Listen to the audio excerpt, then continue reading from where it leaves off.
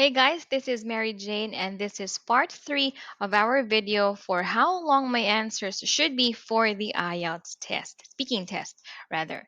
So we are now in our speaking part 3 advice. So let's get it started. Let me make this smaller. All right.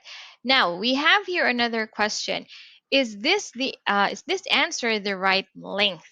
All right, our question. Is it better to give advice from a friend or from a family member? So for IELTS speaking part 3, this is the individual long term.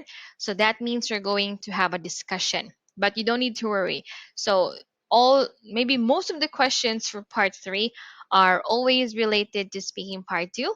So at least you have already an idea. I hope you have an idea of what most of the questions would be for speaking part 3. So now let's read the answer to that question. I think it depends on the kind of advice that you need. Parents and grandparents probably have more life experience than a friend, and so you might get a wiser or more sensible answer from them.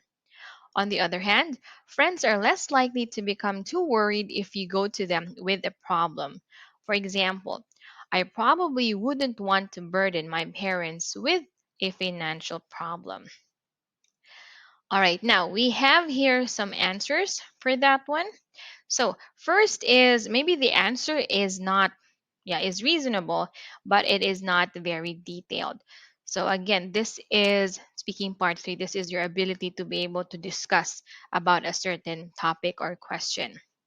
If you have a very good level of English, then this answer does not demonstrate your fluency or good range of English. So you have to be able to really expand your answers as much as possible. Next, it's always good in speaking part 3 to give examples. So perhaps you can also add some of your life experience for this. So you can say or you can mention about a certain experience that you've had when you asked for advice from your parents or your grandparents, or perhaps a close relative too. All right, so give more examples of when you would seek advice from grandparents. You could also mention what kind of problems would prompt you to ask for their help. So it can be, for example, just this is just an example.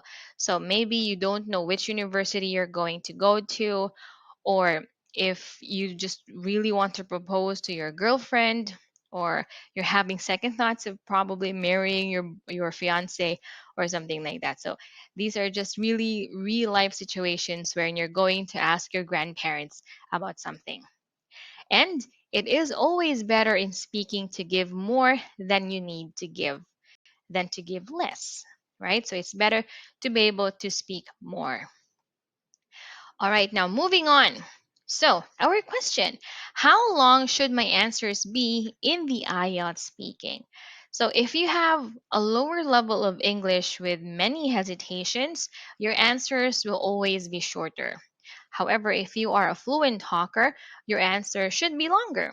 And in fact, it would be such a shame to have fluent English, but then you only give short answers. So that's why it's very important that before you're going to take your IELTS test, so please have more practice, especially with those parts when you're not so confident about. So for speaking, there are so many available information online. So try to practice with the different parts of the IELTS speaking test. Thank you.